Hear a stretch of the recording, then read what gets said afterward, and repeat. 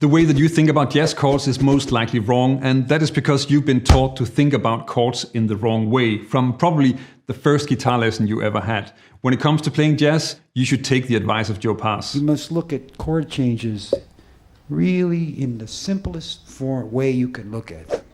Don't complicate them. When I first started to learn about jazz chords, then I heard all these incredibly beautiful sustained chords with lots of colors, and I just loved how they sounded. And that is how most of us start out thinking about chords, as separate grips, and each with its own name that tells you exactly what extensions and alterations are used. The problem with that is that it's impossible to remember all those different chords. And when you're playing jazz, it is as important that you can get from one chord to the next, which doesn't get any easier if you have to fit together thousands of different isolated chords. Instead, you want to work with a way of thinking of groups of chords that will make it easier to play music. And as you'll see later in the video, it's also a direct and incredibly effective shortcut to playing chord solos. Something that's quantum physics if you have to think about each chord separately. But we're not going to start with the chord solos and chromatic passing chords. Let's start with this C7 with a 13. It's a fairly common voicing, but what can you do with it? First, you want to boil it down to a simple, more flexible form, similar to what Joe Pass said, because that is something that you can improvise with.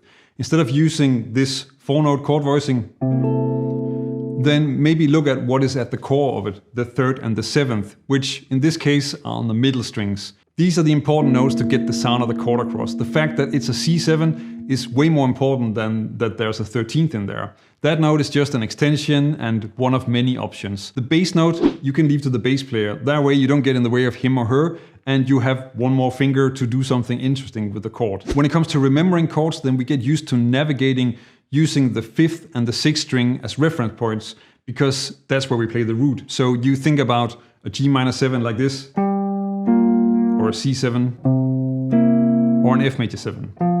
Now what you want to make a habit is that you're able to play the chord and see it on the neck as a C7, but you're not playing the root.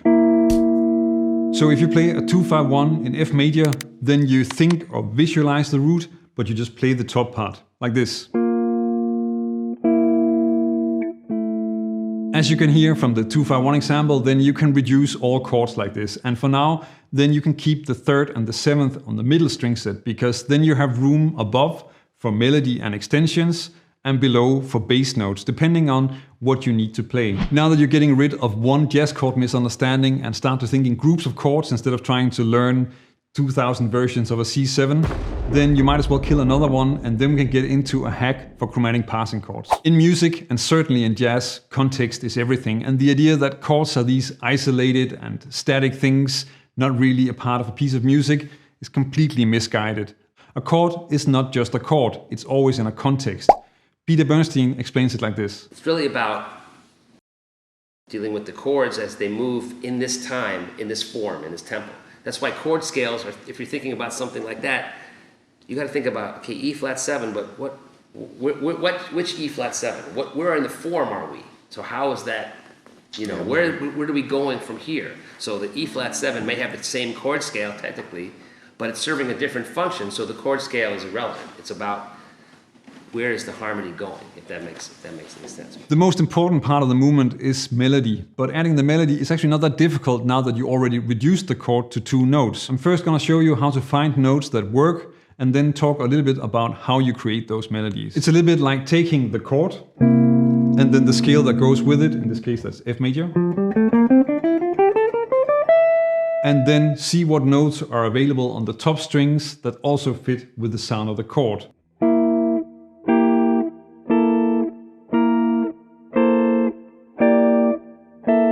And you can see a C7 not as a C7-13 or a C7 with a 9, but as a place where you can play a melody using these notes. And notice how I just call all of them C7 in the sheet music. You can do the same with G minor 7 or F major 7, and then add notes over the 3rd and the 7th of those.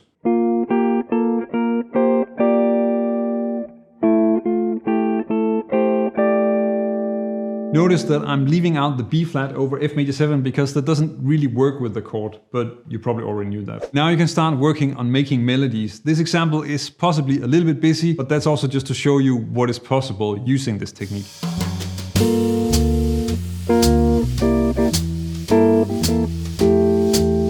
This is for comping behind a soloist, so make sure that you play mostly stepwise melodies, don't play too many notes and chords, and make sure to once in a while just clearly lay down a long chord on a heavy beat. The last one is the third misunderstanding, and it's something that I see sometimes in comments online. You should never play chords on the downbeat.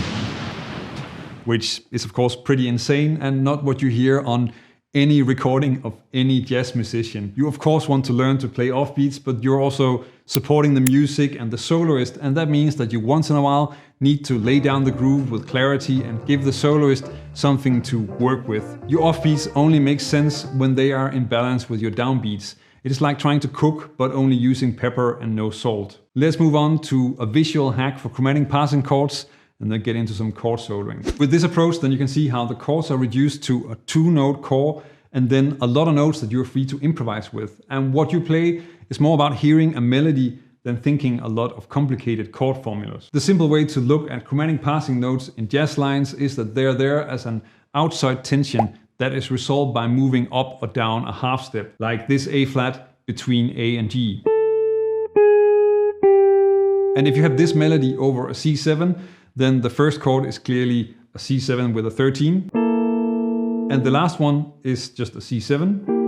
And you can use the last one as a way to come up with a chord for the A flat, because you just play the same chord, you play it from A flat, and you can just shift the entire thing down to resolve onto that C7. In that way, you get this. And in the same way, you can get another passing chord moving up from C to D with a C sharp leading note, so. And here you get a B7 moving up to C7. And this is both easy to figure out and easy to play, since you're just thinking of the resolution and you use that, and there's no real need to think about what kind of chord the passing chord is. There's no music theory involved. And that means that you can easily play something like this.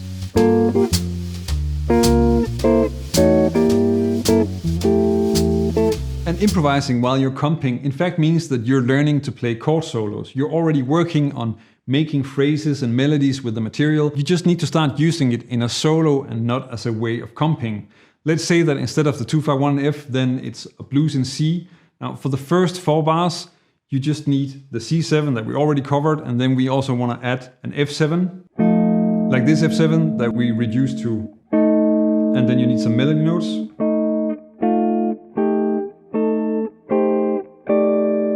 And with that material, it's fairly easy to create a chord solo phrase like this one. And notice how I'm repeating riffs on the C7 and also using chord response to tie together the melodies.